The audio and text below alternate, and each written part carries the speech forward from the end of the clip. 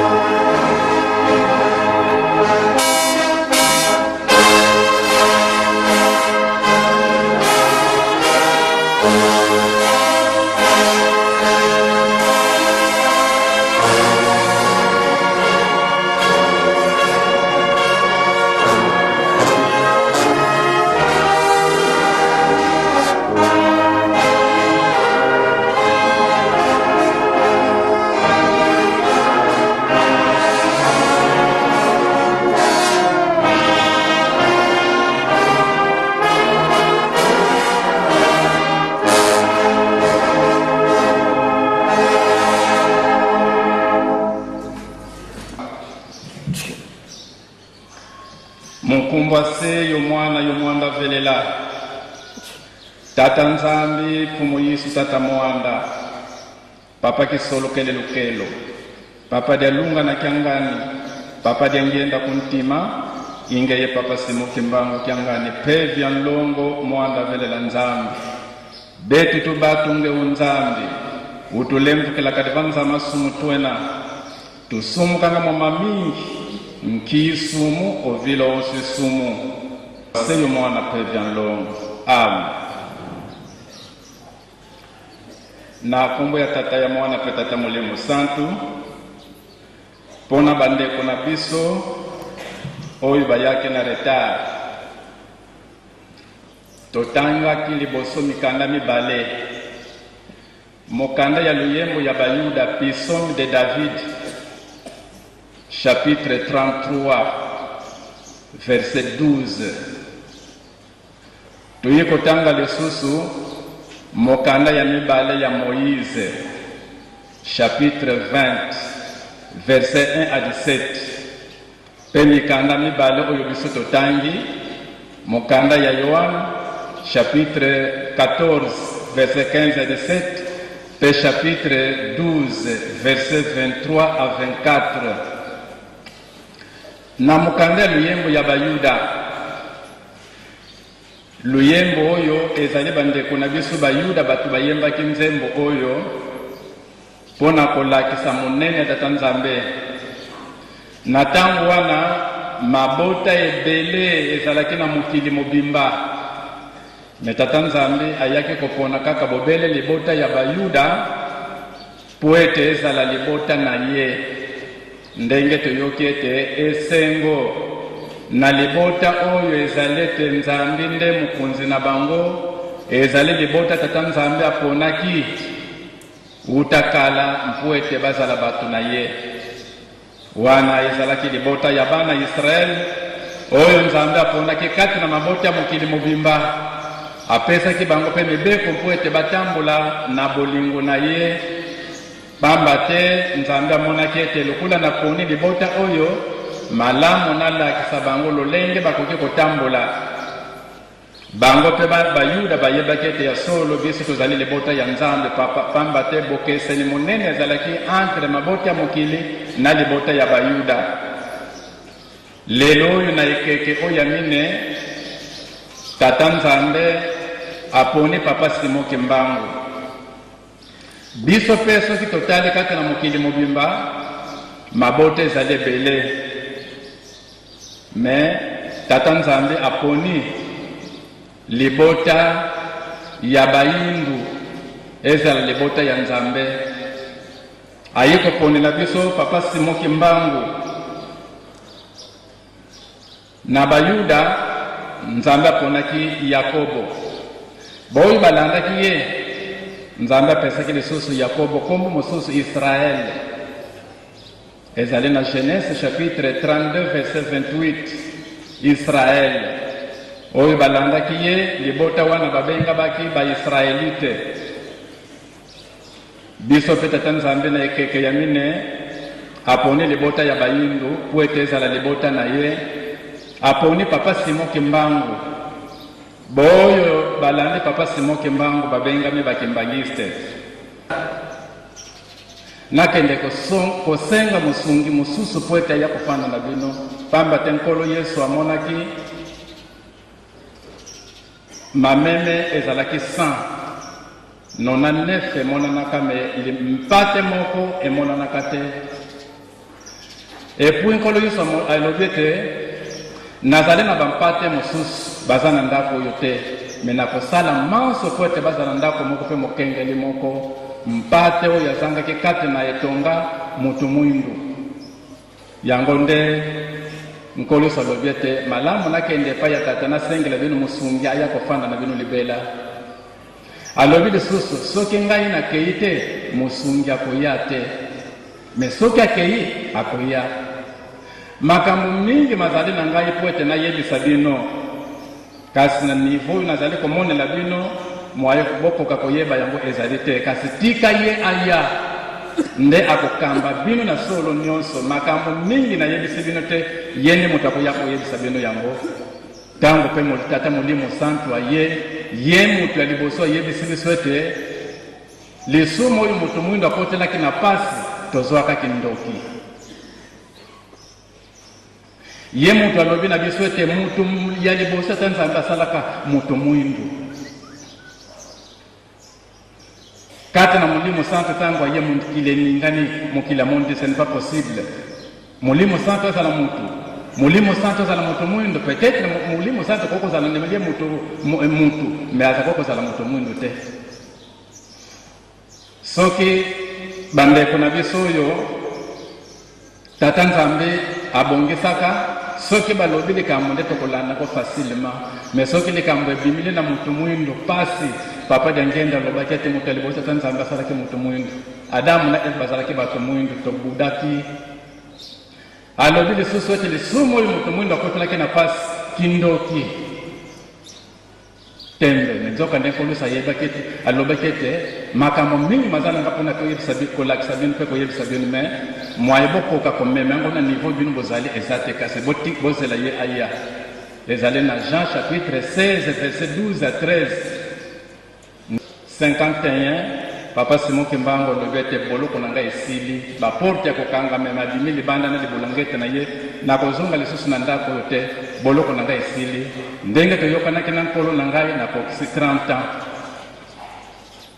le 12 septembre 51 kuna na Lubumbashi na 15 heures apemi atiki molimo nzoka nde avant papa Simon Kimbango bakanga ya kende kuna na Katanga na boloko alobaki makambo azalaki na kamarade na ye tata Bisuembe Ndompetelo na mbuka Mpemba nzila ya rakursi mpona kokende na Mbanzangungu kamarade na ye intime ayebisaki ye kamarade na mosala nazali kosala mikolo ekoya na kokangama soki nakangami bakomema ngai mosika me ntango na kokende sika na kokende soki ntango ekoki na kokufila kuna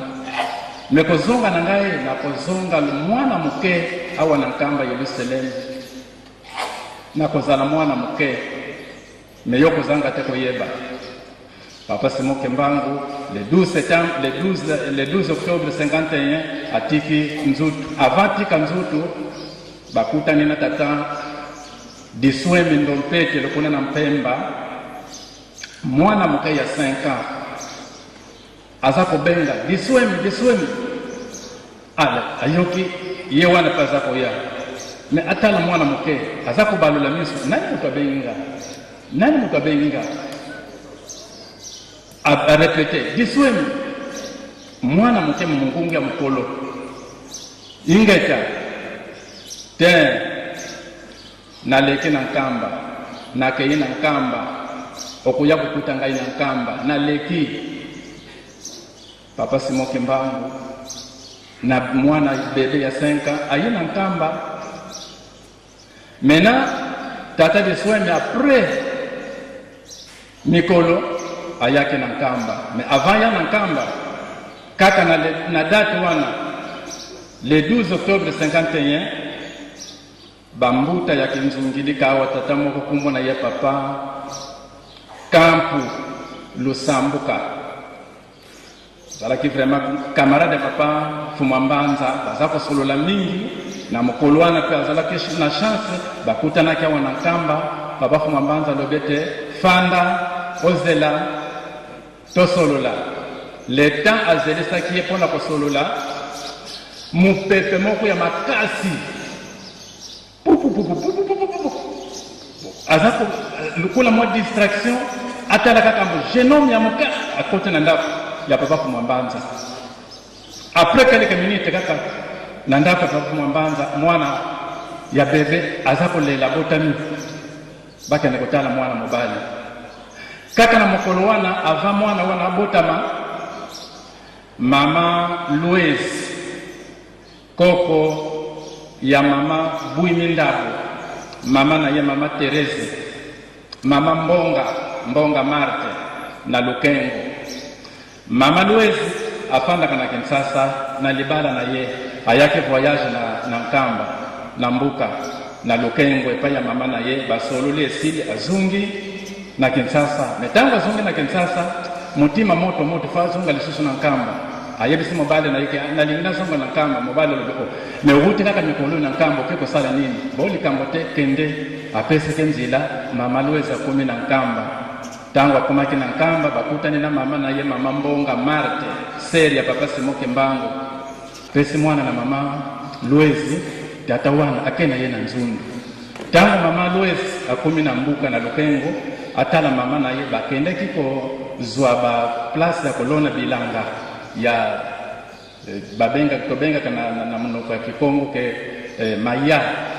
na esobe pona kozwa besika kolona banguba akeko kuta mama na ye kuna alobete mame letre oyo bapesi ngai na papa Mwambanza yangoyo mama Mbonga kamati letre wana te tango amona ke bato apesa ke letre na tango wana te alobi mame akosi ye mama papa Mwambanza alobete ba jeune oyo bautaki na boma baye na nkamba yango alobete na yebisa yo mama bakena ndako apesi letre wana tango mama tangi letre direct magangi emotion ana kufi na kokende wapi nini donc émotion vraiment a piqué crise mwana mais mama ndenge nini asala boya asala bosana papa batu ya nzinga to yebete ndenge na yebela ki sango ndako ya mama Luezi batu batondi na 1918 bana na yene satu ndenge babota maka papa ke solukele mwana liboso 1914 papa Mwambanza mwana mibale 1916 papa Diangenda mwana misatu 1918 ndalo baki a partir de 1910 tena kubota malisusu mena papa Simoke Mbango kyangani oyo abota maka le 12 octobre kuna na Lubumbashi akufi au abota mi bango misatu bazali mutu moko papa Simoke Mbango nana kufi te abengisaki mwana na ye papa Diangenda ayebisaki ye Diangenda tangu na ngai elingie kokana melika mwana yebisiyo basi na bino misatu bazali na mikumba me oyo akobota mwana mobale mokolo na kokufa nde akobota nga sikoyo papa Diangenda asimbaki likambwana na mutima ye pe na tour na ye amonaki basemeki na ye mulunga na mama ya papa Nkulutu mulunga na papa Mwambanza mulunga na papa Diangenda bango misatu bazalaki esika moko papa Diangenda yebisi basemeki na ye na mulunga na nete kati na bino misatu oyo moko azali komema tata kati na bango misatu wana tango kobota tango kokaki mibale babota kabana basi mulunga mwasi ya papa Nkulutu abota kama mwana mwasi papa Diangenda kunti mabota kama mwana mwasi me mwasi papa Dialunga na kyangani le wana bota kama mwana mobali na le 12 octobre 51 ye wana papa Simoke Mbango kyangani alo bango misatu ndenge bazali boye bazali kaka mutu moko et puis bango misatu ndenge bazali boye bazali kaka na mission moko oyo bayelaki na mokili papa Simoke Mbango numéro 1 tango azumusale pa ya nkolo Yesu abande mosala na ye mokili pe ningani bato baza koyanga nkamba me tango alobaki likambo ete mwindu akozala mondele akozala mwindu nde likambo bakangelaki bamonaki ete moto oyo soki totiki ye tokuwumina na mokili oyo te bakangi papa Simoke Mbango mpona moto mwindu me avant bakanga ye tango alongo na Mbanza Sanda akuma na Ngungu Kimbanda bana classe babimi na ba classe kuna na Ngombe Lutete balandi papa Simoke Mbango balobi kantuka tokozonga na classe te lokola tozwi mutu na biso antuka malamu tolanda ye mosara Tanzania apesi biso me papa Simoke Mbango tango atalaki avenir alobi te bana bozonga na classe bokende kotanga likambo nazali kobundila ezali pona bino bokende koyekola poete bozwa mayele kobatela mokili poete mikolo ekoya bino nde bokotambusa mbuka soki totale na Afrika mobimba bana mbuka bazali kotambusa Afrika makambo papa Simoke Mbango bakanyi me papa Diangenda lobaki nini jamais totikila mundele abanda konyokola ka moto mwindu malamu biso ba Diangenda tokufa tokopesa nzela te pote mundele akanga makonyokola ka moto mwindu malamu biso ba Diangenda tokufa ayebisi biso boye tango bokomona ete kati na biso bana misato ya Simon Kimbangu moko akoti na mabele to biso misato tokoti na mabele boyebe ete toke kobunda etumba ya motu mwindu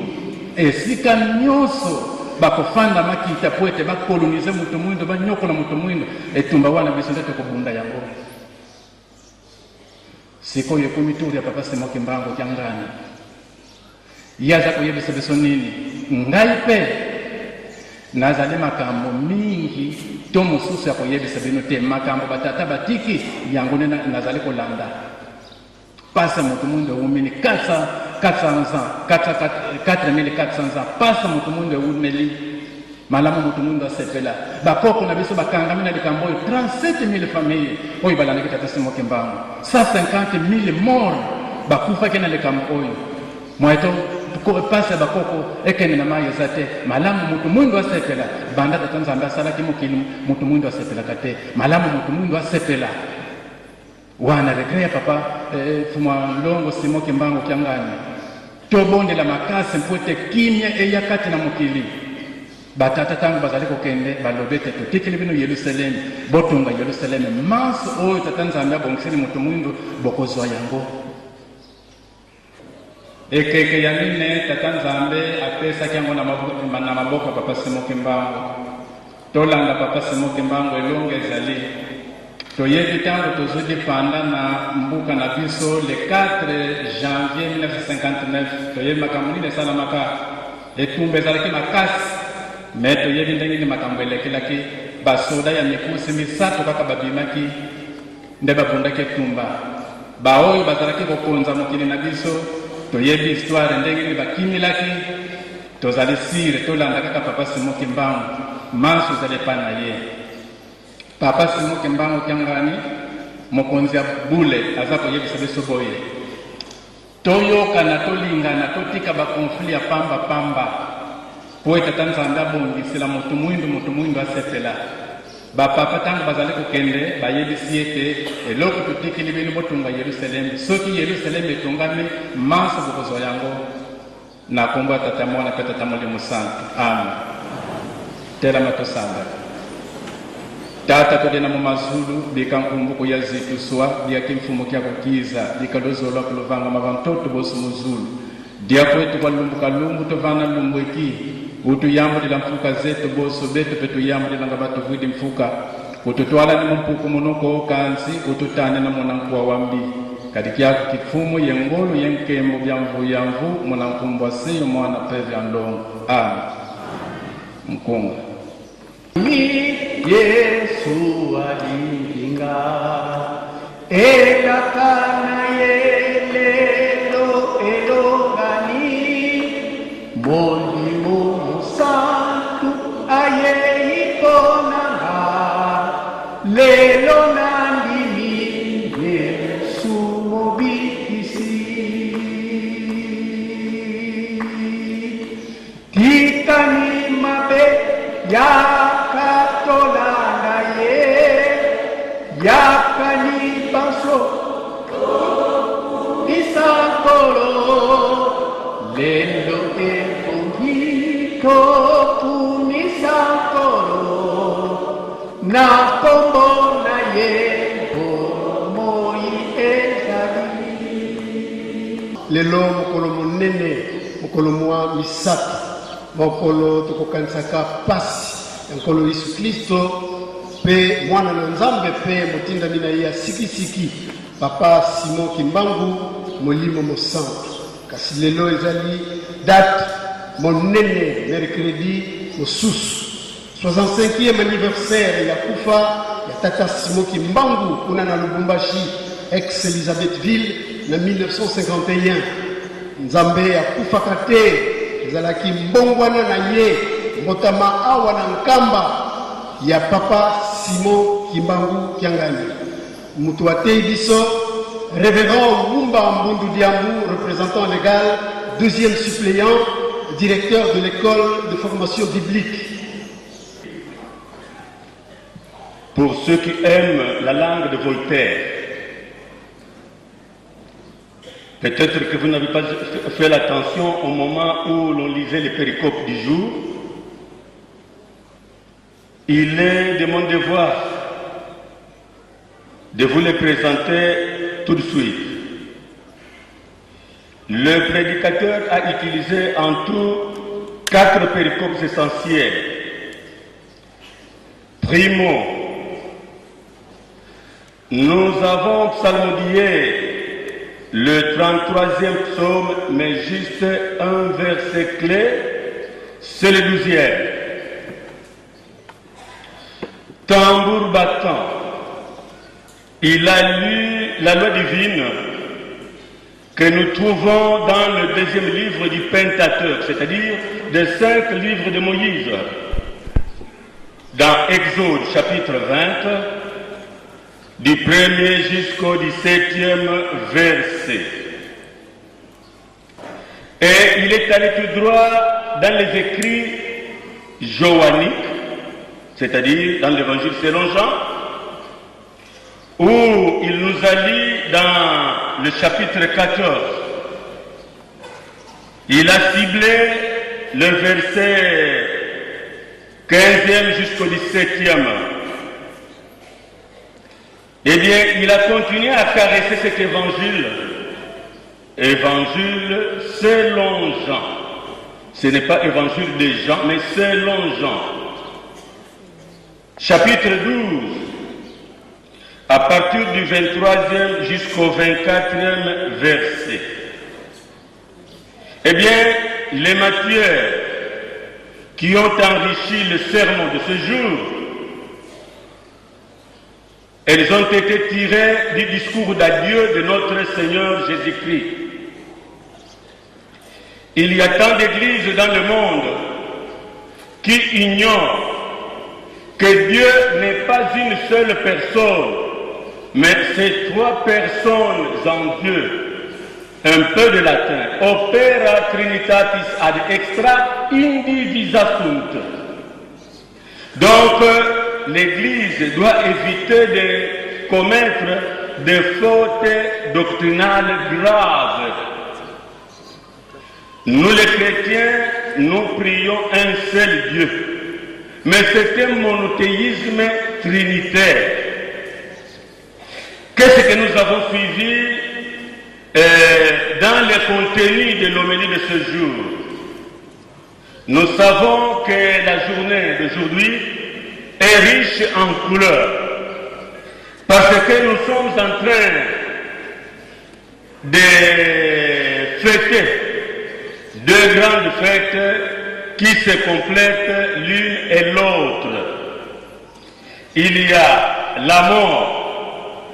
et la naissance. Si peut-être on peut me permettre, moi je peux définir la mort et la naissance par mes propres mots. Qu'est-ce que la mort? Qu'est-ce que la naissance? Mais pour définir la mort, il faut partir par la naissance, que moi je qualifie comme le processus par lequel un nouveau-né vient s'incorporer dans la communauté des vivants. La naissance, c'est le processus par lequel un nouveau-né vient s'incorporer dans la communauté des vivants. Tandis que la mort, c'est le véhicule qui conduit les... Naïvité n'a pas réservé le directeur du cabinet, ce qui, à l'âme kinzungu, aya kukabaleta mukemu kitu za bisoba. Nous invitons tout le monde à cabinet à te mokonzo. Oya liboso katana biso kuna maye mazali na yo na motema. Ungi andisi sukata mfumalo.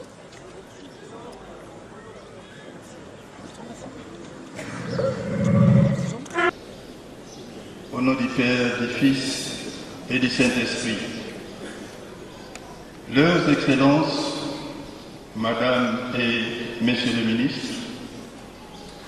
Monsieur le Concile de la République d'Angola en RDC, Excellences, Monsieur le Vice-gouverneur de la ville-province de Kinshasa, distingués invités à vos titres et qualités respectifs, Mesdames, mesdemoiselles et messieurs, chers frères et sœurs en Christ, au nom de son éminence, Simon Kimbangu Kiangani, chef spirituel et représentant légal de l'église kimagiste, nous avons le signe honneur de vous adresser nos salutations fraternelles et vous souhaiter la bienvenue ici en Kamba, Nouvelle-Jérusalem, berceau du kimagisme et siège international de l'Église de Jésus-Christ sur la terre par son envoyé spécial Simon Kimbangu ou Église kimagiste. Tous les kimagistes sont honorés de votre présence parmi nous, malgré vos multiples occupations liées à vos lourdes responsabilités et l'état de route difficile. Vous êtes venus partager avec nous, vos frères et sœurs kimagistes, quelques moments sacrés et historiques en ce jour particulier de célébration d'un double anniversaire ici en Kamba, Nouvelle-Jérusalem.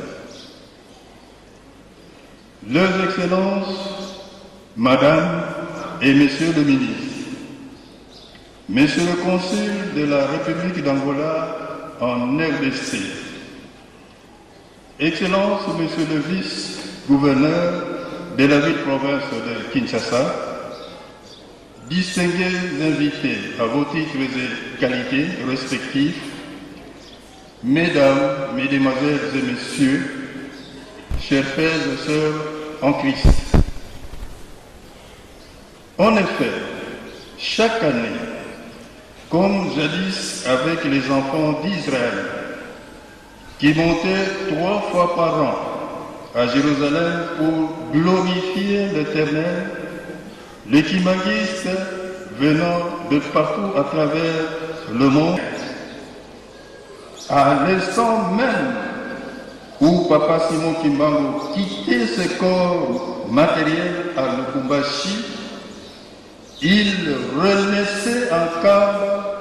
dans un autre corps, celui de Papa Simon Kimbangu Kiangani. Le mystère de la réincarnation venait de s'accomplir pour la seconde fois, selon ce que Papa Simon Kimbangu avait annoncé à son fils cadet, Papa Diangenda Kuntima Joseph. Nous citons cette année 1951. L'enfant mâle qu'enfantera l'une de vos épouses respectives sera bien moi-même qui revient pour la 3e fois. Fin de citation. D'autant plus qu'il avait transféré ses entrailles en Kamba pour y renaître. Voilà pourquoi les kimagistes du monde entier montent en Kamba pour célébrer avec joie, ferveur et face cette journée particulière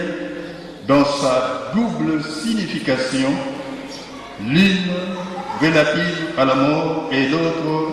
à la naissance. Les deux étant intimement liés et consubstantiels. Leurs Excellences, Madame et Messieurs le ministre, Monsieur le Consul de la République d'Angola en RDC, Excellences, Monsieur le Vice-Gouverneur de la ville-province de Kinshasa, distingués invités à vos titres et qualités respectifs, Mesdames, Mesdemoiselles et Messieurs, chers frères et sœurs en Christ, Papa Simon Kimbangu est entré dans l'histoire universelle, une histoire heureuse, malgré les humiliations, les souffrances et les traitements inhumains. L'histoire de l'église Kimangis est particulière et comparable à celle des enfants d'Israël.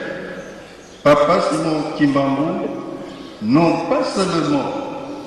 qu'il est le Saint-Esprit, c'est-à-dire la troisième personne en Dieu, mais aussi un grand acteur principal des relations internationales et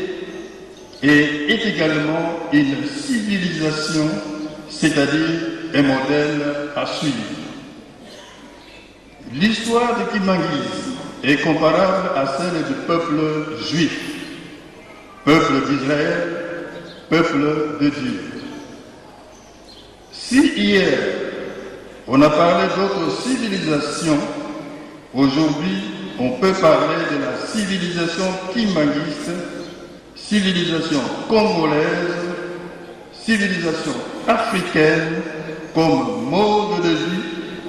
comme ensemble de phénomènes sociologiques, religieux, intellectuels, culturels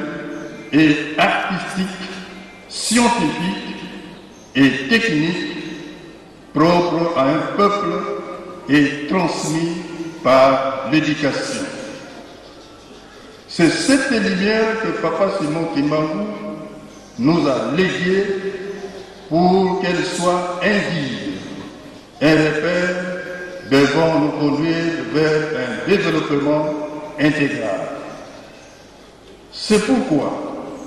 cette grande richesse doit être bien gardée, bien protégée, pour que nous puissions tous en bénéficier de génération en génération. Car Papa Simon Kimbangu est venu pour nous tous sans distinction des races. Leurs Excellences, Madame et Monsieur le Ministre, Monsieur le Consul de la République d'Angola en RDC, Excellences, Monsieur le Vice-gouverneur de la ville-province de Kinshasa, distingués invités à vos titres et qualités respectifs, Mesdames, Mesdemoiselles et Messieurs, chers frères et sœurs en Christ, la République démocratique du Congo est un pays prophétique depuis 1921, un pays béni, un pays d'hospitalité, un pays d'accueil, un véritable paradis terrestre, pays d'amour, de paix, de non-violence, de justice, d'égalité, bref, un pays choisi par Dieu pour sauver nous, son peuple, du mal, à l'instar d'Israël, choisi par Dieu. C'est pourquoi tous, nous devons suivre le message divin de Papa Simon Kimbangu pour que Dieu Tout-Puissant et Créateur de l'univers puisse écouter nos prières et pardonner nos péchés. Papa Simon Kimbangu et son Église constituent un héritage commun à garder, préserver et protéger, car il est non pas seulement congolais, ni pour le peuple de la sous-région du bassin Congo-Océan, ni pour le peuple d'Afrique, mais pour l'humanité tout entière. Leurs Excellences, Madame et Messieurs le ministre, Messieurs le Consul de la République d'Angola en RDC, Excellences, Monsieur le vice-gouverneur de la ville-province de Kinshasa, distingués invités à vos titres et qualités respectifs, Mesdames, Mesdemoiselles et Messieurs, chers frères et sœurs en Christ, la République démocratique du Congo est un pays prophétique depuis 1921. Papa Simon Kimbangu avait prophétisé en 1921 que les 3 Congos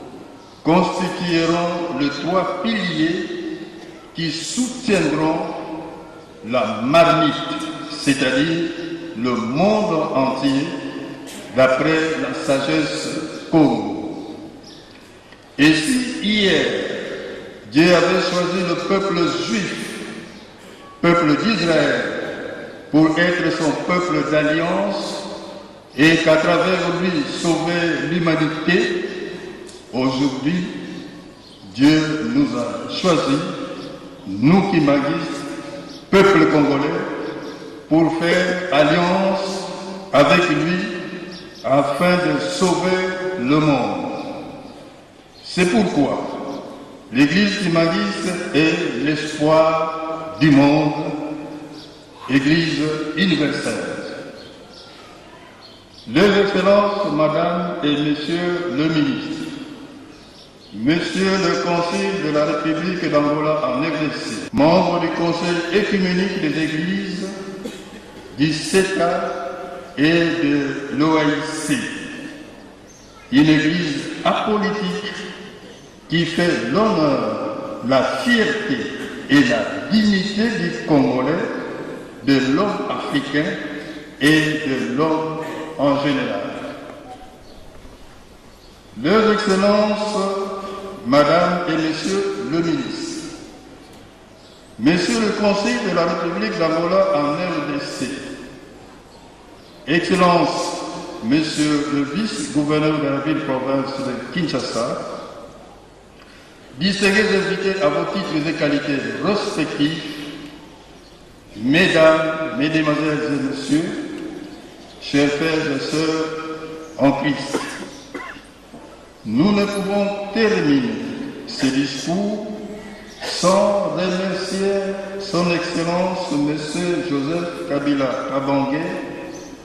président de la République démocratique du Congo et chef de l'État, pour ses efforts inlassables en faveur de la paix restaurée sur toute l'étendue de notre République. Paix grâce à laquelle nous pouvons sereinement prier aujourd'hui en ce haut lieu. Nos remerciements vont également à tous nos invités qui ont bravé les difficultés de la route pour venir honorer par leur auguste présence notre divin ancêtre commun, Papa Simon Kimbangu, réincarné en Papa Simon Kimbangu Kiangani.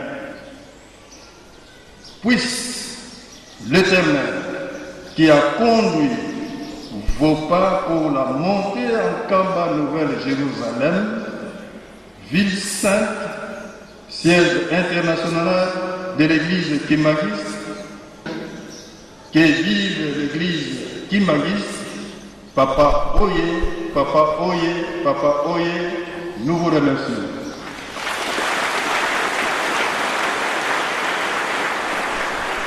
C'est si vous avez perdu des vies que notre monde est en train d'aller de cataclysme en cataclysme. Donc le monde est dans le tohu wabohu, dans un désordre généralisé. Alors il faut que ce monde soit dirigé par le vrai Dieu, mais pas par les charlatans. Parce que Dieu veut récupérer la situation. Il n'est pas encore trop tard. Merci pour les discours Kimbanguiste Oye. Kimbanguiste Oye. Attendez, modérateur, jeunesse Kimbanguiste Oye. Jeunesse Kimbanguiste Oye. Jeunesse Kimbanguiste Oye.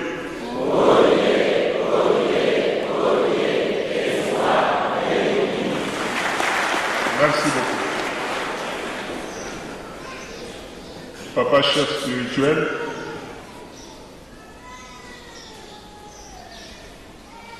Excellence, Monsieur le vice-premier ministre, professeur Willy Makiash, ma collègue Nana ya commerce extérieur, Bankumunyo Sobazaliawa, na remercié de Sousoumini. Papa chef spirituel pour l'invitation à Yéna Mokola Lelo. Na osa discours moulaïté. Parce que secret, ils ont la paix entre Batumi Bali. On a foutu ma guide dans le bureau à papa, auto solo qui n'a été tiré dans la papa. Mais pour la jeune, n'a pas papa bien que modérateur autour de la question sur les jeunes, c'est vrai. Mais jeunesse, au modèle, n'est pas parent, papa va continuer à voter à Bissot sur le respect des institutions. Il y a l'église dans M. Zali apolitique. Toto Sakaba Konzamboka parce que tout pouvoir vient de qui? De Dieu. Il y a un ami qui faut partager dans le air, les jeunes qui m'anguissent, que papa vient ici, on va accompagner. Comme le président national, le président provincial de la jeunesse qui m'anguisse de Kinshasa, il y a un tout le monde qui est là à côté. Je remercie les gens qui ont accompagné Bisso A. Ayebi, pour secret par le rappel à Batobele. Pendant la commande à tête à ministère,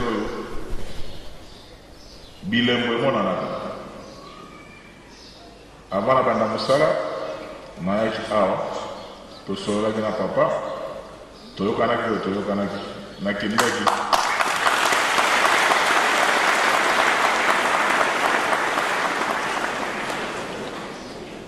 Il y a toujours Bilembo. Nous avons le 3 octobre.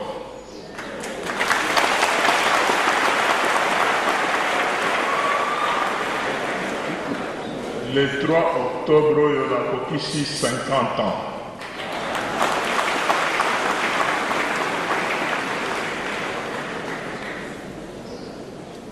Na Kolandela. Omo Konzamboka na biso. Joseph Kabila Kabange, oya ota économique na gouvernement en septembre l'année passée. Un message na yo nyo sorobaga azongela likambo mingi o ba jeune lelo il faut ba retenir pour dans kolobakiono ba congolais bazali pas n'importe quel peuple. Mais bazali peuple ya nani? Ya Fumu Gimbanga. Papa Simon Gimbanga. Donc, les amis, le message nous-mêmes. Il y a des oignons à travers le monde. Mais regarde la Bissomini et Zaragamini à Kamba, Nouvelle-Jérusalem. Il y a des jeunes qui sont un exemple. Somo Konzamboka, na nyonso koloba, mingi ya se referaka, na masoleta linkamba parce que ayebi. Il y a un merci. Donc, le discours merci à l'église qui m'anguisse de Mobimba, à travers d'abord chef spirituel, pour abonder la qui pour l'Angaï, pour abonder la qui pour la Léopard, pour abonder la qui pour la Congo.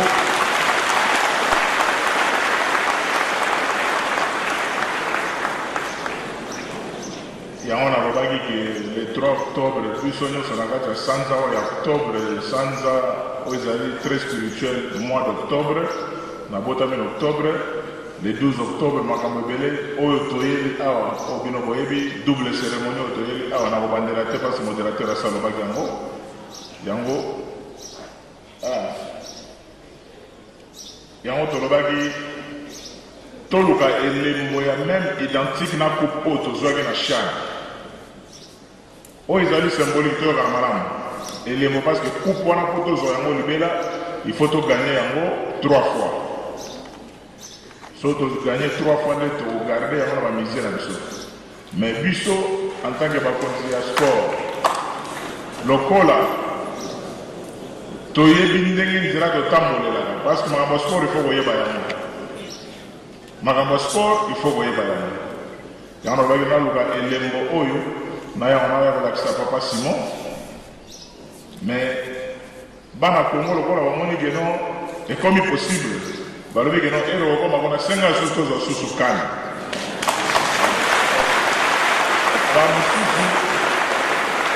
bamosusu bastudio wana te balobi senga lisusu tozwa su coupe du monde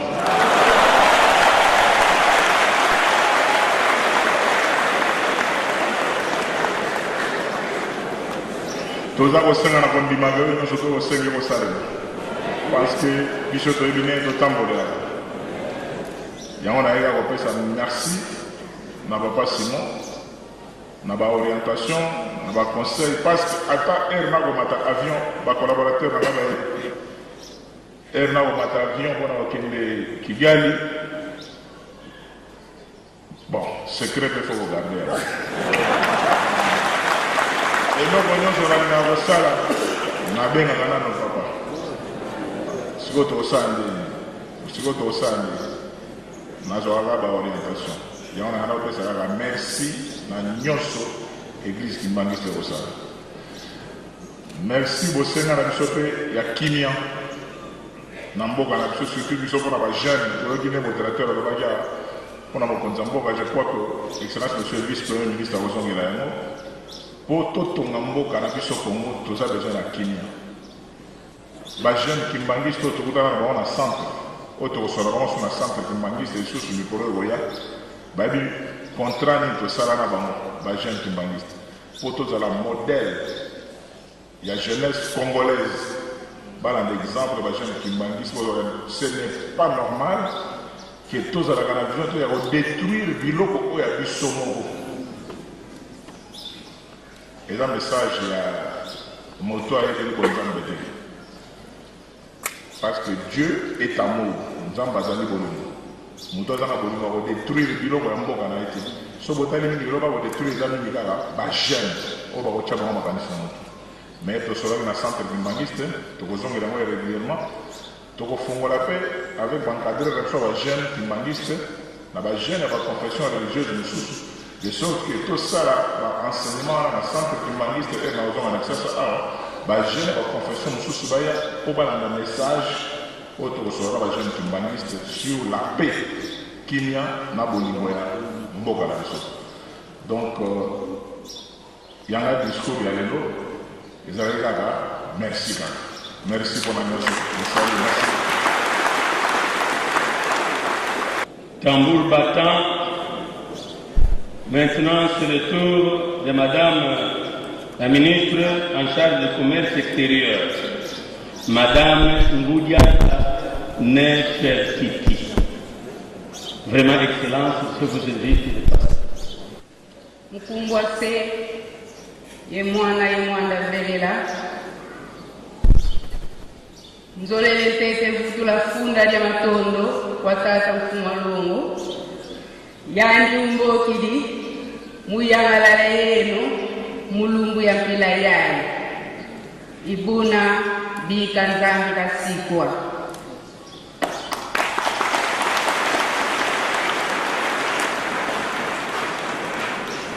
kiese kya kinyi chena yani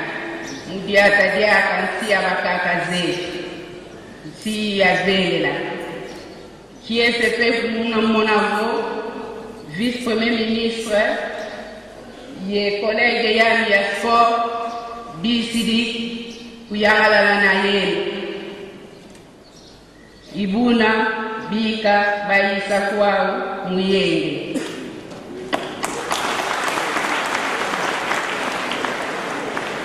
na kombo ya tata mwana pe molimo mosantu nalingi kozongisa matondi ebele epa epai ya tata Fumwalongo ye oyo asepelaki ke nakutana na bino mokolo na lelo nasepela na bino oyo ezali fete monene esengo na ngai ezali susu koniata mabele ya bakoko na biso mabele oyo ezali bule mpe esengo kokabola yango na bapaya mosusu ya gouvernement oyo ezali vice premier ministre na collègue na ngai ya sport. Mukolo ya lelo toyebi ezali double événement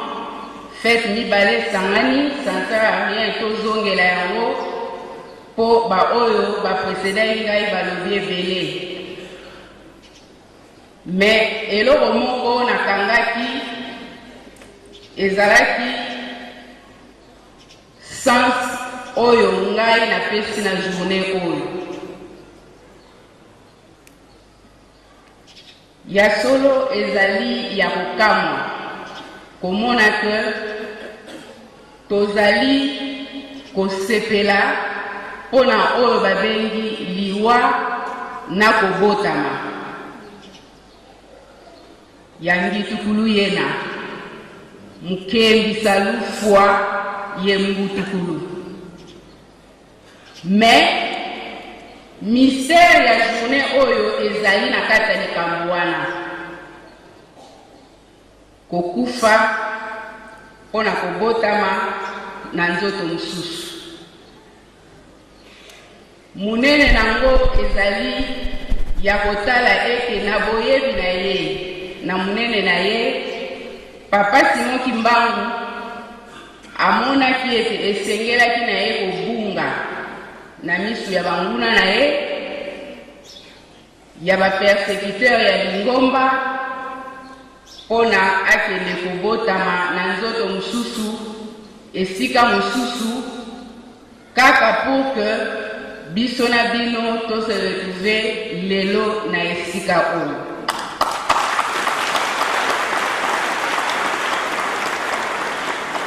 Mystère wana yango wana oyo baye ya français bazali kolobela la réincarnation. Mais nalingi koinsiste na likambo moko ya solo ndeko na ngai collègue na ngai ya sport alobeli jeunesse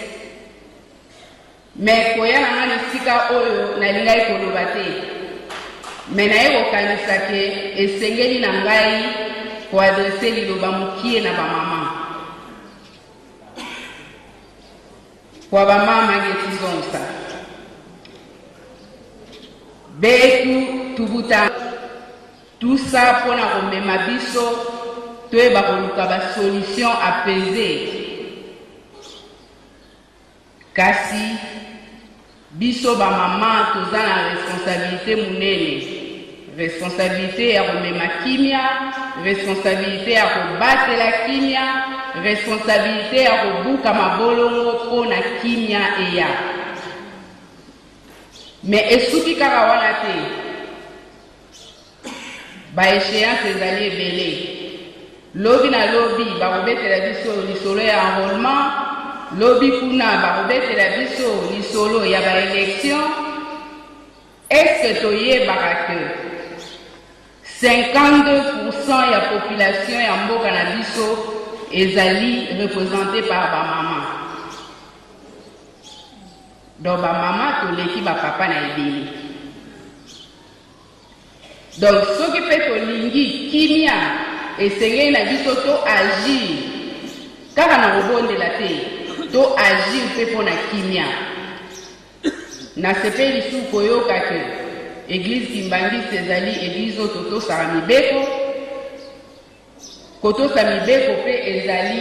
kosalela oyo ezali devoir na ngai devoir na ngai ya kosanrole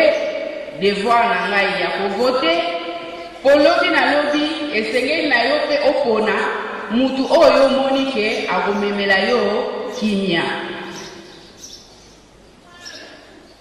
na yango nalobaki nakoloba ebele te kwa tata Mfumwalongo Mbutukulu ya Mbote mbotama malamu na papa chef spirituel me na kombo ya bamama nyonso ya RDC nazali kosenga likambo moko mpona sukisa ya solo tolobeli dialogue toza na posa mpe misala wana ese conclure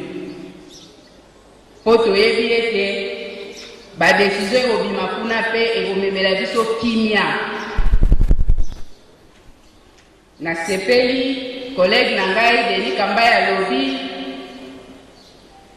ke ayaki asengaki mpe papa alobaki liloba lelo oyo ezali mokolo ya papa oyo abotami na nzoto mpe na molimo nazali na kombo ya bamama nyonso ya Congo kosenga eke papa aloba liloba mpona kimia na mboka na biso.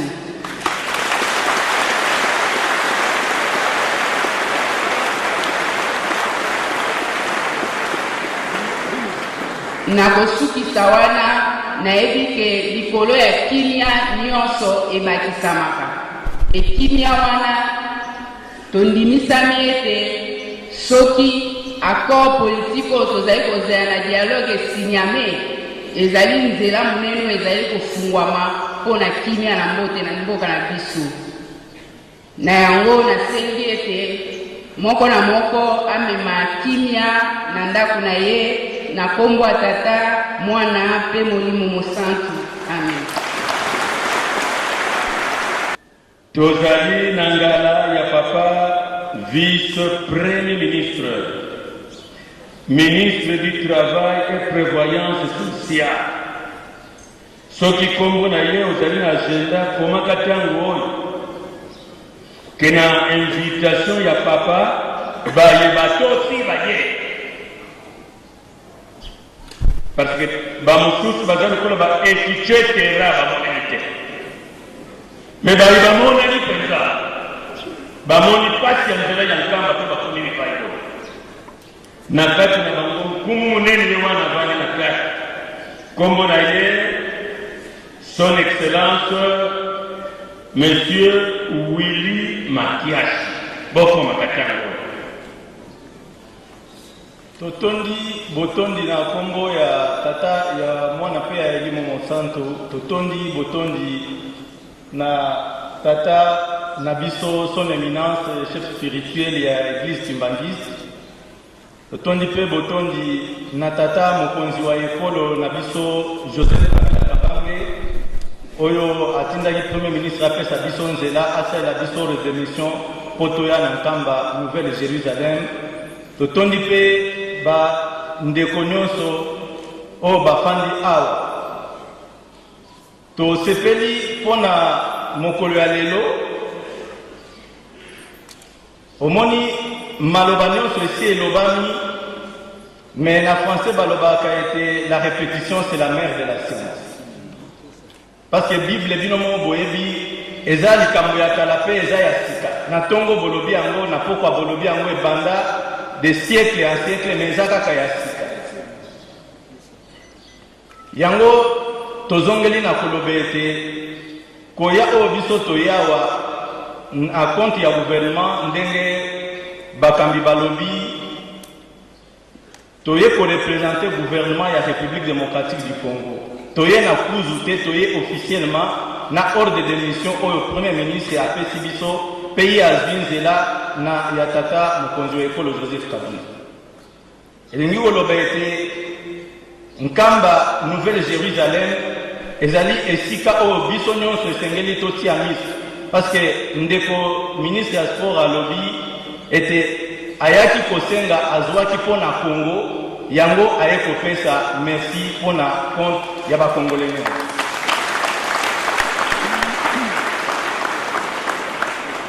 Parce que Bible epe lobi balobi nzambe alobi po bozwa esengeli bosala nini bosenga siko mwana asengaka epai ya tata Bible elobi eske mwana akosenga mbisi epai ya tata tata apesa ye nyoka te obi akosenga lipa tata apesa ye libanga yango toye kosenga epai ya papa chef spirituel esika batikaka biso balobi bokokendaka nde kuna na Nouvelle Jérusalem.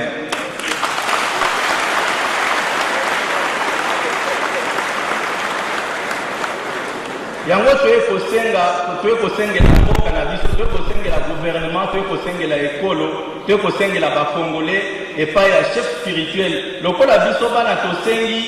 lipa, tata kopesa biso libanga? Ye moko azoyoka biso.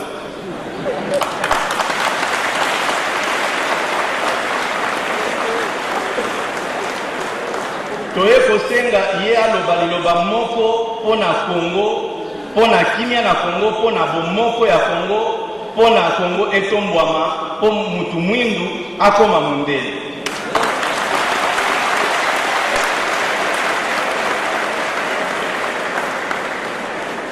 Muntu ndombe fwete kituka mondele.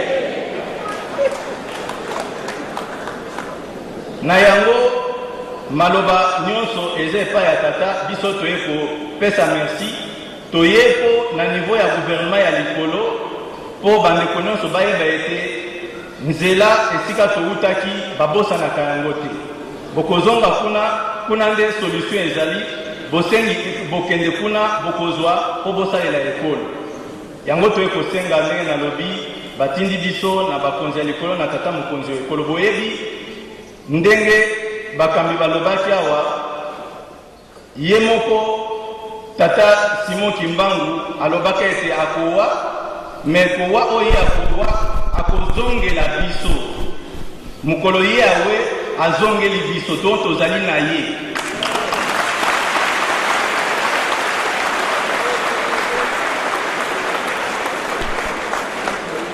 Lokola tozali na ye toza biso moko te.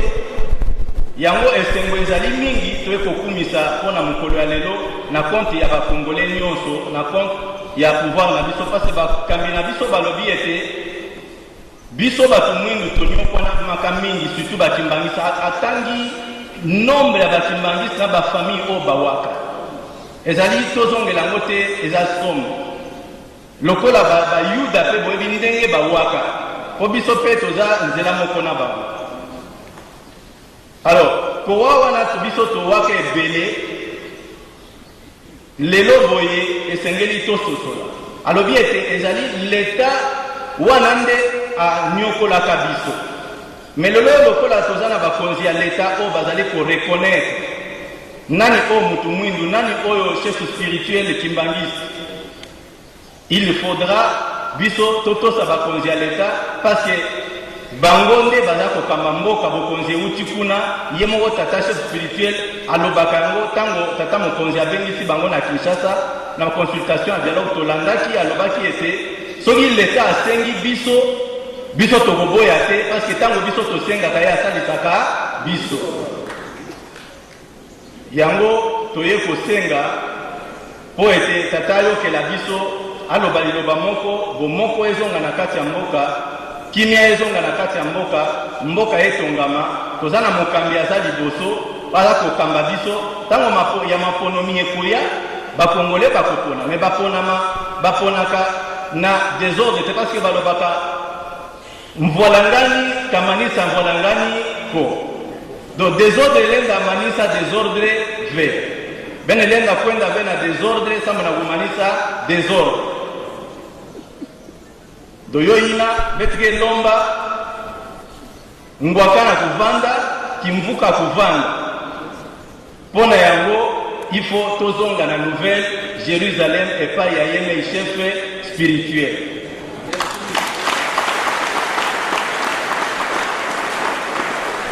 Nako sukisa wana mususu ndenge ndeko kamba ya lobaki abaki mususu ezalaka secret ezalaka ya batu mibale. Donc tolobi na lisanga ndenge wana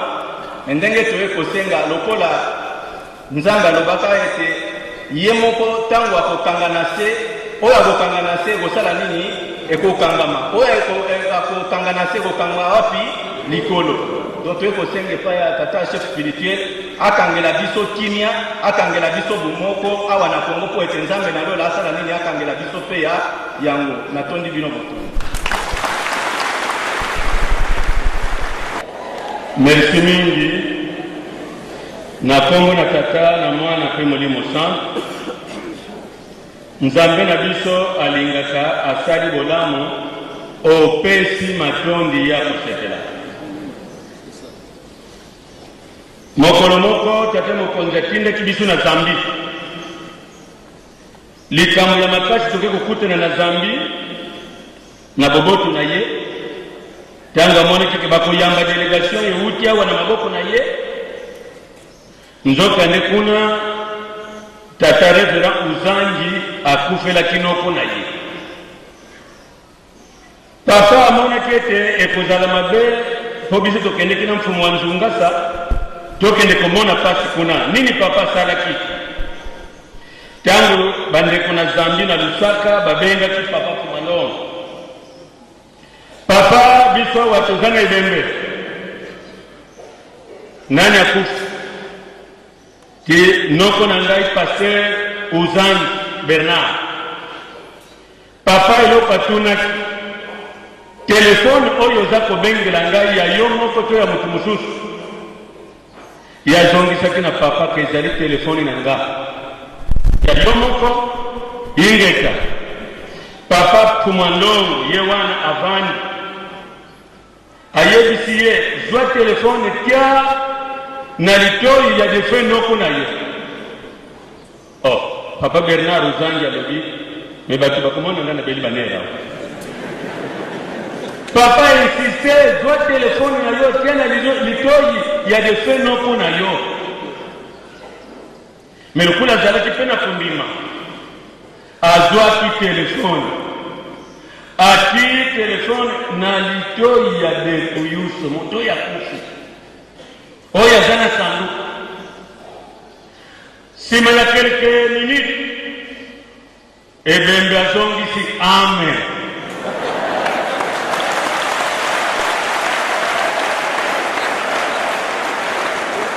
ntango tozongaki na Zambi ngai nayi koyebisa papa me papa makambo ozosalela baninga baza mosika na bamili ya bakilometre me bongo awa na kati ya nkamba ayebisi ngai soki nalandi mosala wana tokotonga te me na kati ya Lubumbashi ngai mpe namonaki likambo ya kokamba tozongi Lusaka tokomi na kati ya Lubumbashi naza komiyeba te eske nazalaki ya kolala me namimonaki ondire papa doit pinga penza memaki ngai kuna na prison ya kuna na Lubumbashi aza koyebisa ngai Reverend kozala mopaya te ya na 1944 sixième mabisi taletika nazalaki awa Mbote Kimfumba azalaki wana ntango nazalaki koyebisa ye makambo makozala na premier président na deuxième président na troisième président tina quatrième président papa yonete azosolola na nga nasutuka nazongi kuna na paroisse ntango nayaki nayebisi makambo nini papa wana ngai namoni kuna ayebisi ngai ke naza ayebisaki biso délégation mobimba ke nazalaki kolanda bino ala luku bisika nyonso boza kokende merci lelo bakonzi manso bolobi na tata mokonzi ya bule alandi ayo me bokende kosangisa Nzambe na eloko mosusu te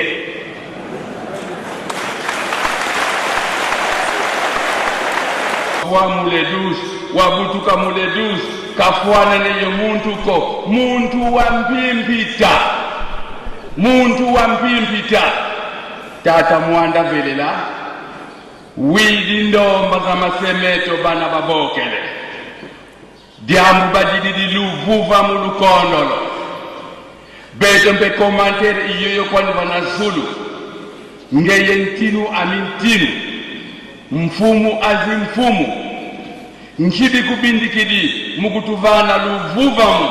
mu makongo matatu mu Afriki ya onsono yenza ya mvimba kadingeye kwa kuntinu amintinu kufwana neye muntu ko katukutumi niko tata katukutumi niko lomba tutakulomba kadibuna da sona manamu na masonu kwa vo lombele sikavewa tombele sika solola kunguti sika zibudulwa unu kikibutulukidi ekolo wa butuluka monito mfumu Yesu bambasi bayibila nkunga kuna zulu nkembo kwa nzabi mukayengele yenge bantoto mubantu bazolakana tala tukalumutakina yeunu yenge kunshantangu kwa nkatu mvita tata mwanda vela tukulombele watu vana luvuvamu bosobona nova za bana bako sejeto tata mwanda vela tangu yelokula ifweni tukubokele wiza kutwala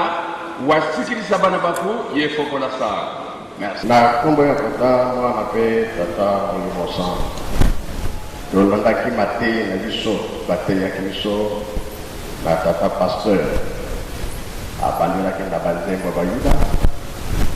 ake na mibeko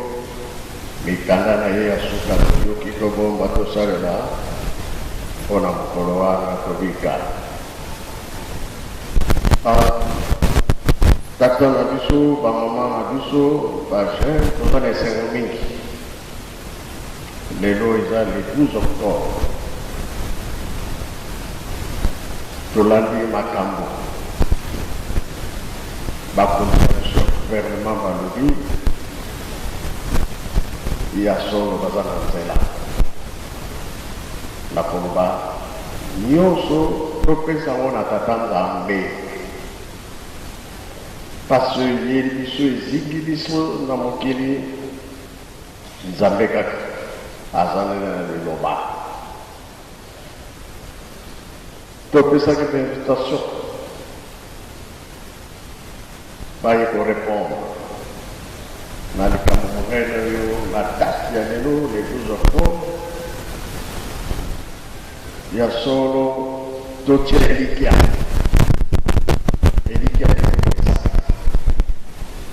nani yango toye kosalela fete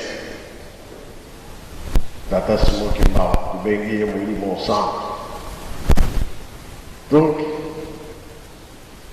maloba na bango message na bango ekotelinga makasi nga nalobaka boye na biso bakembaki ke ntango oyo toza lisusu na makambo ya koloba te mais oyo bazali koya bakoya koloba na biso makambo mingi lelo toyoki yango pesi esengo mingi na bakonzi na biso azali batinda liso ya mokonzi bokende bozala na bango biso mpe tokobosa na bango te na mabondeli mokili eza na mpasi mokili mobimba eza na mpasi mpasi oyo nkolo yesu yamonaka yango ye mpe abombaki te ayebisi bayekozi ke mokili ekuningana bitumba ekozala makasi oyokani ekozala lisusu te na ntango wana bule ekopeta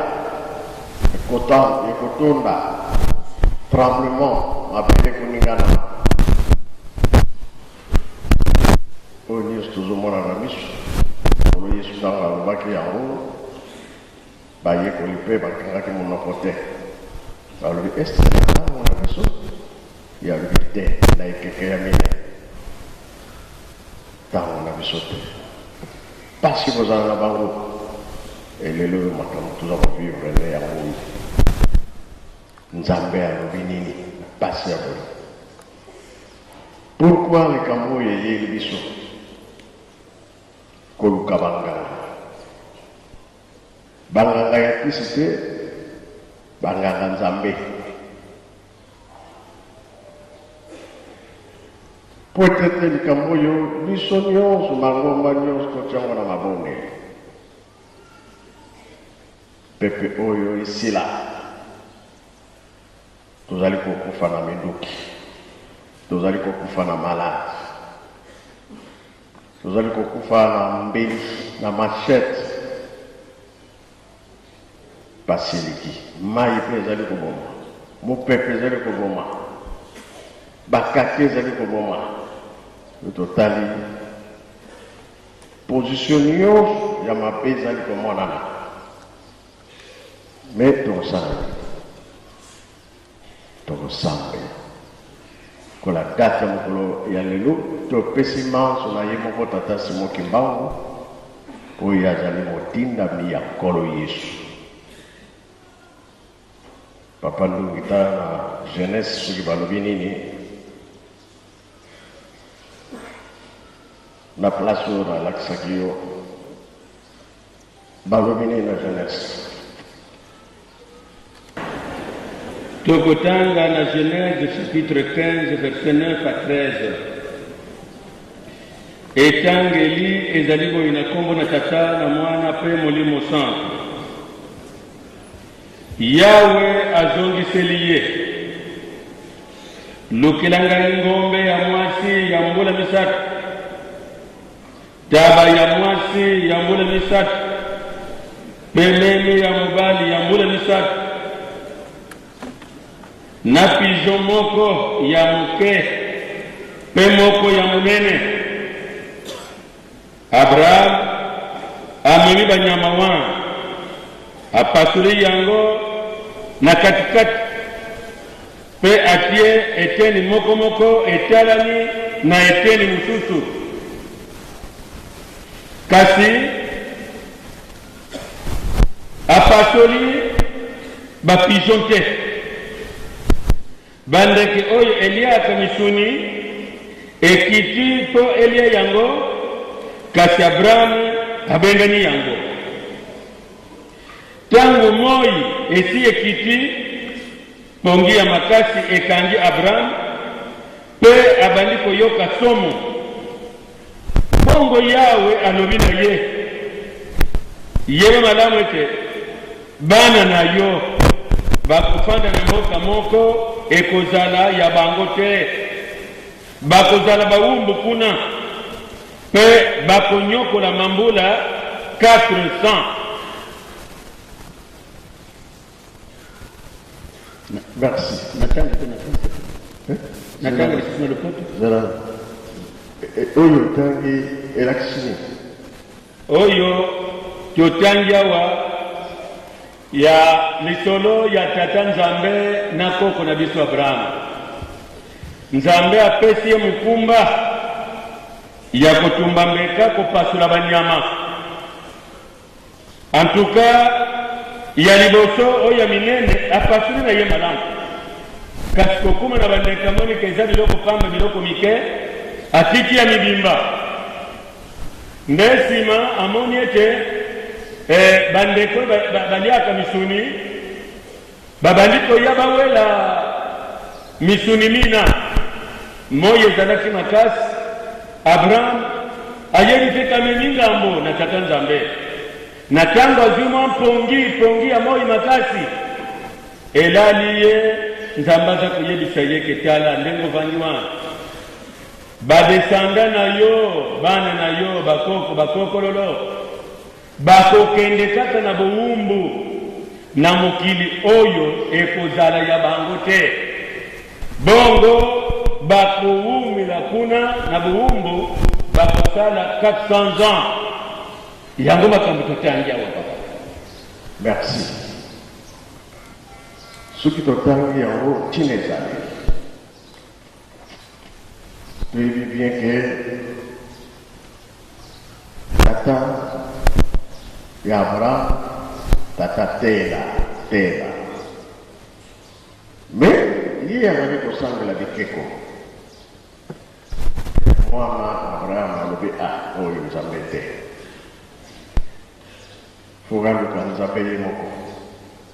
ayeba ye. Asuki amoni moi afukame asambe sanza afukame asambe yalobi te. Nzambe alobi ngai owana te, ngai sikoyo Nzambe naza koloba na yo po tozokende mbango lereki tosala alliance. Tata Nzambe na Abraham asalaki alliance camarade. Nzambe soki alobi asali Mais aye komekane soki ya solo mwana oyo azotosa makambo ngai naza koloba na ye ndenge tolandi ngombe ya 3 ans taba ya 3 ans te na bapigeon mako pasola tumba na ngombe asali na taba asali ekomi na pigeon asali te eloko moke atumbi te pesi kanda na nzambe yango alobaki ke libota na yo okokota bowumbu na Egypte 400 ans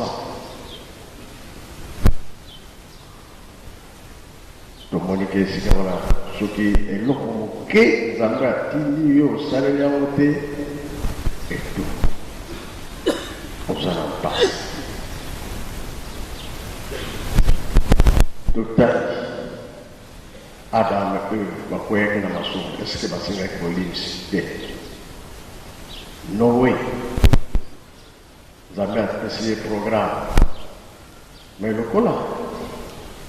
biso moko tobebisaka tosengaka Noé mwana liboso moto mwini esike asengaki bolimisi te atindi yasala masuwa bato balandi nsima nango bazongi nsima etikali kaka ye moko Noé mama bana na babokilo basisi mosala nzambe alobi kola osisi kanga fongola pesanga fongola ayebaki ke bakoderange kamwana tosengela bolimisi te kopo ya Abraham mpe ndenge yasalaki bongo avant kutu kopo ya Abraham lelo tokomi na minoko ebele ezalaki kaka moko nayebi te soki monoko nini wana toza koloba biso nyonso mbala moko monoko nini wana ndenge koyebeliki kongo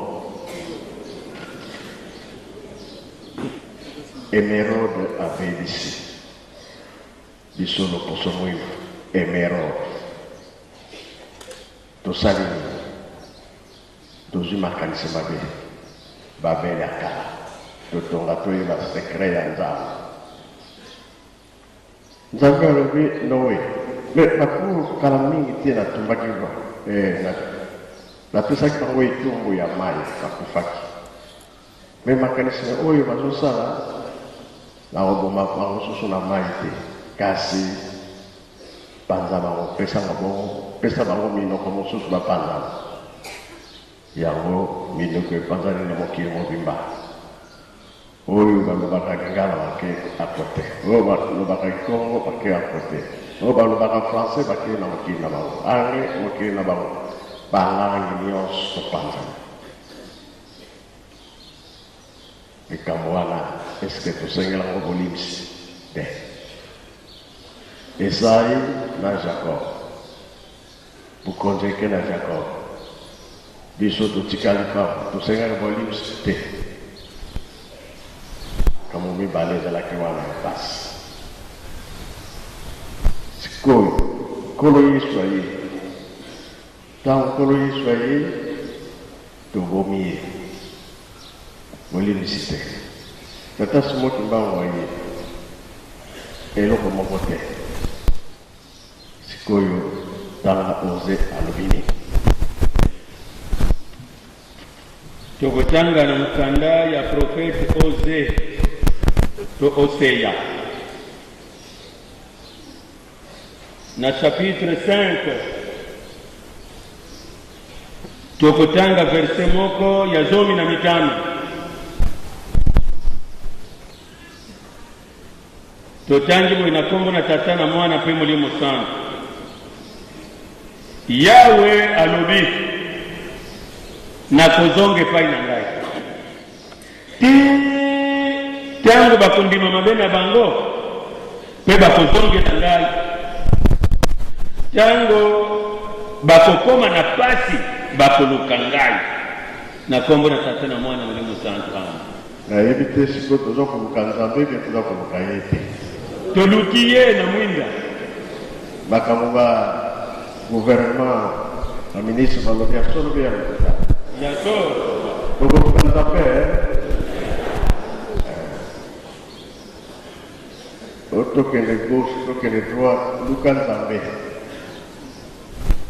il y a votre lobby, du saut, par l'entendre, tout ça là, tout.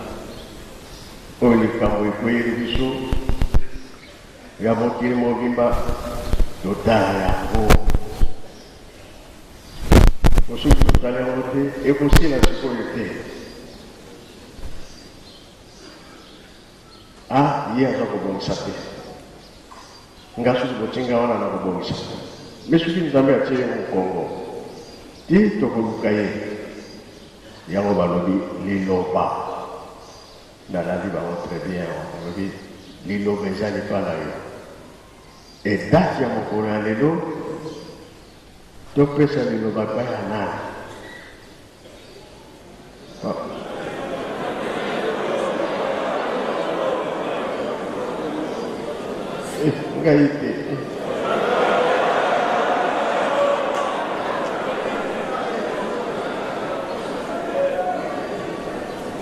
C'est que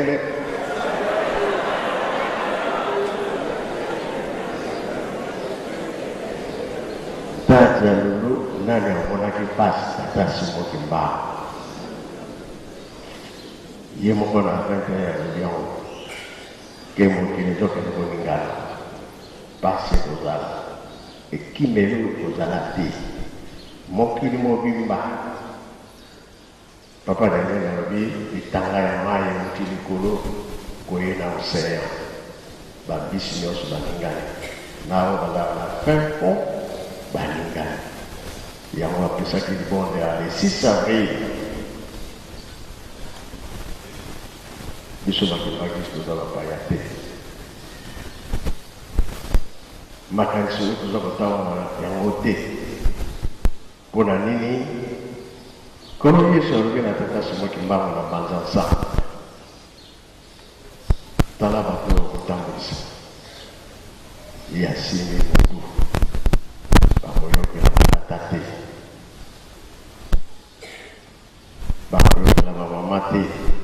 Et vous êtes difficile. Et vous allez battre. Nathan, Sodome et Gomorrhe, Babi Saka, Babi Baka. Même temps, vous voyez, si moi qui m'a envoyé, ça va. Mais le lot, si moi qui m'a envoyé, ça va. Kofin, Kotio, Nambazan, ça ne pas être suspect.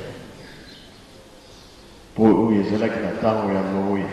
Nathan, il y a Blanc. Masumu nyonso ekoti sikoyo eyekosangana ekeke ya mine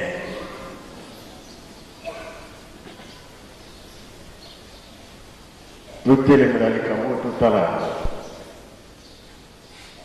yerusalemi ya sika yango me makambo za koyokana ya mpasi mokili courage de dirigeant mokili mobimba toyokana mangomba nyonso toyokana tozala nsima ya nani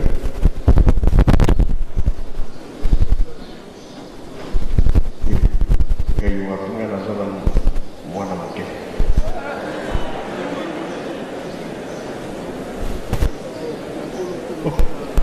na burundi bayokaka lingana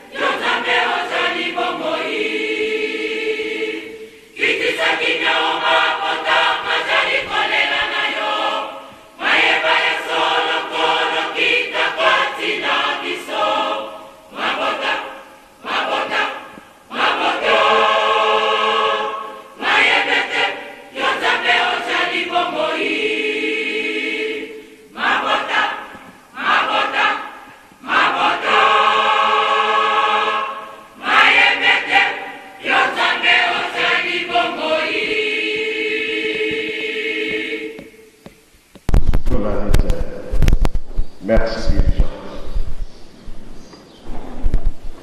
Makambo yango ezakaka na maboko ya Nzambe. Avant tokoma wana efo biso bato tosengela bobonisi toyebisi tosenga bobonisi balekele mais oyo simoki mbango alobaki na 21 soki tokomi na esika wana te kongona kaka mpasi bakoki alobaka na ye makambo ebele kasi ya suka te toko moponani wana baponaki aya na kama nkaka aza kozela ye po makambo ezali kowumela toza kozela toyaka na biso me nsini wana na namoni yako te nkasa na likama te Thank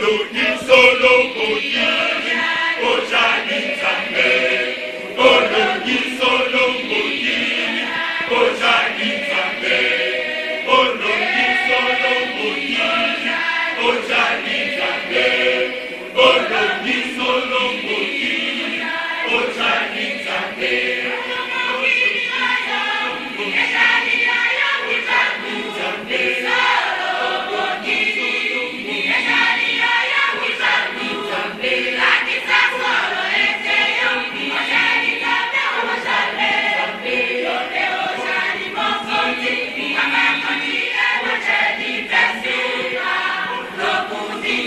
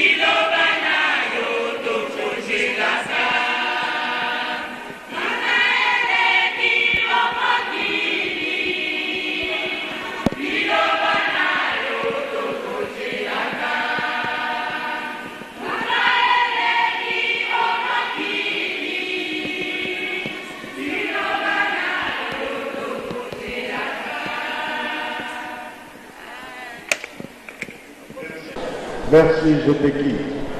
Pour les écrire. Au centre de la vie. Il est mon nom, c'est comme on est. Mais oh, il y a ce cas, il y a un autre. Mais papa, vous êtes tout à vous savez. Mais il y a des morceaux, alors on va rater. Et il y a des balais, alors on va rater. Et il y a des minets. Mais pas vraiment ça, alors on va rater. Oya minea, oya suka. Asangi makamu nyonso tia mama. Yoki mbao tala makamu wa. Kasi kososo ezalite. Oye batela ebanite. Batata balubaki na biso makamu mingi. Baza kolakisa biso makamu mingi. Porque nessa pode ainda haver bolingate para colonizar bem não fala bem bale. Uma ajuda estava bem na Egito. Monarque Sava se mandei para ir para o Bebisa. Para contar que o Mombala bale na Babilônia. 70 ans. Biso tulubi kambaloi zambayo kana biso kola sanki nyonso otozowelela nze ya mote likambo ezali na maboko ya ye moko tata nzambe yango malonga alobaki papa dangelaki tata na ye alakisaki ye oyo akobebisa mokili donc fin du monde.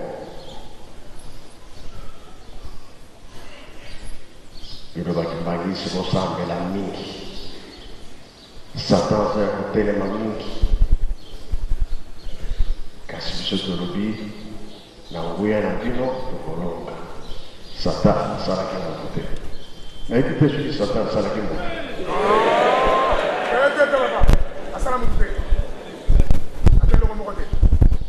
kati ya doktor tata simoto mbango asimbaki motu kuna na bango sana ti maboko teyaka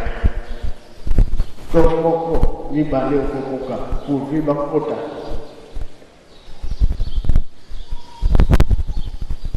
na mokili ya sika mboka ya sika lelo soki mibale wana tokoti ebongo biso nyonso totikaki soki tosambeli te po mabe na mabe ezali komonana toza kolinga koyoka te ya wana lelo le 12 octobre nama oyo bakonzi na biso balobi nama te toyoki